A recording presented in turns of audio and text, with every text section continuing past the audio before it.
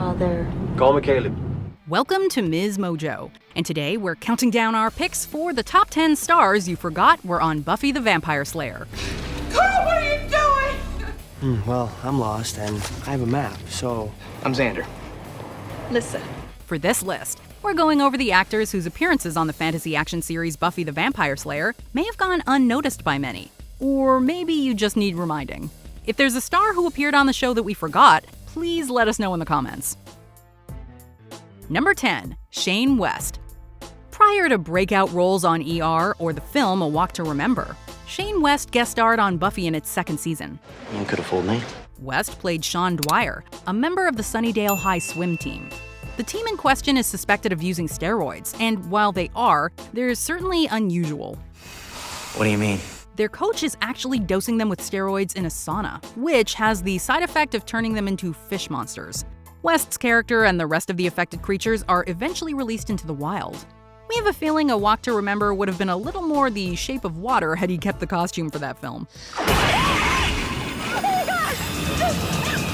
Number 9, Clea Duvall. I'm disappointed. I really hoped you guys had figured it out by now. Much like her character on Buffy, it's easy to forget Clea Duvall was even on the show. Duvall played Marcy Ross, a classmate of Buffy and Friends who is so marginalized and ignored that she literally turns invisible. We all want what you have. To be noticed, remembered, to be seen. After remaining unseen for months, Marcy is driven mad and begins taking revenge on her former classmates, whom she blames for her condition. Ultimately, Buffy is able to land a knockout punch on her that turns her visible again. Although the door was left open for Marcy to return to the show, the character never did. Duvall and Sarah Michelle Gellar would later work together on The Grudge, though. Who's there? Number 8, Ashanti. I'm Xander. Listen. While she's a major R&B singer now, Ashanti's career was just beginning to pick up steam back in 2003 when she appeared on Buffy the Vampire Slayer. In her single episode appearance, Ashanti played Lissa, a demon serving as the first evil. It's telling us to pick our partners, align ourselves with the good or the evil. Lissa goes on a date with Xander in order to lure him into being sacrificed to summon a powerful vampire. The poor guy just always seems to attract women who are also demons or monsters. Lissa's plans are foiled by Buffy and the rest of the Scoobies. You might say Ashanti lost her head over the role.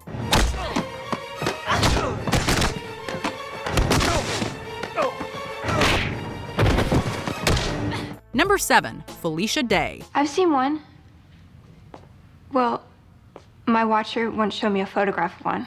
Known throughout geek culture these days for shows like Supernatural, Felicia Day was little known back when she showed up in the final season of Buffy. I can cover my tracks, Harry. Trust me. Day played Violet, or Vi for short, one of the many potential slayers the Scooby Gang gathers to battle the first evil. Like the others, Vi becomes a slayer in truth during the final battle. These guys are dust. She may begin as a shrinking Violet, but by the end of her time on the show, she's quite the badass. A bit after Buffy ended, Day graced our screens again in projects like Dr. Horrible's sing-along blog. Hey, I know you. Number 6, Bianca Lawson. You think this is funny?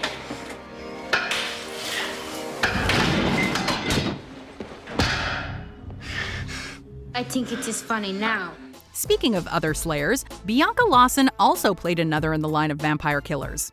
After Buffy's brief death, Lawson's character Kendra Young becomes the current slayer, Even if it kill me, another slave will be sent to take me place. demonstrating herself to be a more by-the-book slayer, as well as one who embraces her role more fully. There's initially friction between her and Buffy.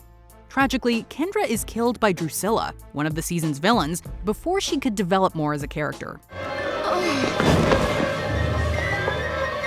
Night. Although Kendra may be dead and the show over, Lawson could easily reprise her role with little difficulty since she's barely aged a day in the time since her episodes aired. Number 5, Nathan Fillion. Well, you didn't happen to fall in with devil worshippers, did you? While he may have played the main minion of the Big Bad for season 7, it's still a bit easy to forget Nathan Fillion appeared on Buffy. His character, Caleb, a misogynistic ex-priest and serial killer, is so against his usually roguish charming type that a lot of us just forget he was on the show. Thanks. Father. Call me Caleb. Still, his role on Buffy is pretty major, given that he's the right-hand man of the First Evil, putting many of its plans into action, and even putting out Xander's eye. You're the one who sees everything, aren't you? Well, let's see what we can do about that. He does such a good job making us hate him that by the time Buffy finally kills him, we're glad to see him go. You don't have the... Who does nowadays? Number 4. Kal Penn. An actor famous for his role in the Harold and Kumar films, Kal Penn played a character who indulged in a different intoxicant in his guest spot on Buffy the Vampire Slayer. Penn appeared as Hunt, an upperclassman of Buffy's at college, who she begins drinking with after getting dumped. Well, tell us about yourself. Hunt, his friends, and Buffy get a little more than a hangover from the alcohol, though, as a spell in the beer turns them all into primitive cave people. Kal Penn has had quite the resume. White House staff member during the Obama administration? Yes. Drunken caveman? Also yes. Okay, great. Number 3. Pedro Pascal. Wow, sorry. No, I wasn't looking. These days, Pedro Pascal is a huge star. He's become famous for roles in shows like Game of Thrones, Narcos, and The Mandalorian. All right, pal. It's time to go. But Pascal only had a few roles to his name in the late 90s when he appeared on Buffy. Pascal played Eddie, a fellow freshman Buffy meets on her first day at college. The two of them immediately hit it off. However, Eddie is unfortunately turned into a vampire, forcing Buffy to stake him. That's pretty much the plan. Luckily, Pascal doesn't have that vampiric visage in real life. Otherwise, he might have to start taking roles that have him cover up his face for large periods of time. Oh, wait. Number 2. Wentworth Miller. Which of us are going to take a little night dip down the beach? Dang, the Sunnydale High swim team was just stacked with talent, wasn't it? Another member of the ill-fated squad was Gage Petronzi, played by Wentworth Miller. I'm not here on vacation, trust me. Before his breakout role on Prison Break, Miller broke our expectations and that of the characters in this episode. Was that the thing that killed Cameron? No, that was something else. Initially believed by Buffy and her friends to be the next victim of the Gill monsters, Gage actually ends up being turned into another one of the creatures. Miller delivers plenty of snark in the role, at least before he gets all green and scaly. Before we unveil our number 1 pick, here are some honorable mentions. Amber Tamblyn, Dawn's briefly appearing bestie who gets personal with a vamp. Hey, Summers. Did you get over the wall okay?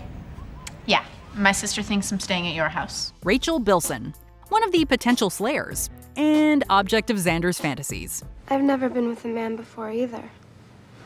Colleen. I've never been with her in front of a man before. Jason Bear, old friend of Buffy's who betrays her to become a vampire. I look good, don't I? But let me tell you something. I got maybe 6 months left, and by then, what they bury won't even look like me. John Ritter, legend, played a surprisingly sinister love interest. We should probably be hitting the road. Hitting the road? You're going to love the house. It's furnished just the way you like it. I spend a lot of telling me what to do.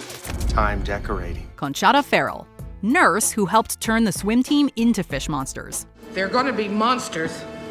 Carl, please, don't make it any worse. You've already lost 3. Before we continue, be sure to subscribe to our channel and ring the bell to get notified about our latest videos. You have the option to be notified for occasional videos or all of them. If you're on your phone, make sure you go into your settings and switch on notifications. Number 1. Amy Adams. Beth, what are you... I was looking for you. A bona fide movie star? Sure, now. But Amy Adams was just another working actor in the early 2000s, and she appeared in plenty of TV guest spots, including Buffy. Adams portrayed Tara McClay's cousin Beth. Beth and Tara's other family members are adamant that Tara return home with them, claiming that she has a demonic side. You've been lying to these people for a year, and now you've put a spell on them. Is that right? However, this is merely a lie meant to keep the women in their family down. Thankfully, Adams herself doesn't share Beth's backwards views on women or magic. If she did, she'd never have gotten her big break in Enchanted. Is that a bad thing? Do you agree with our picks? Check out this other recent clip from Ms. Mojo. And be sure to subscribe and ring the bell to be notified about our latest videos.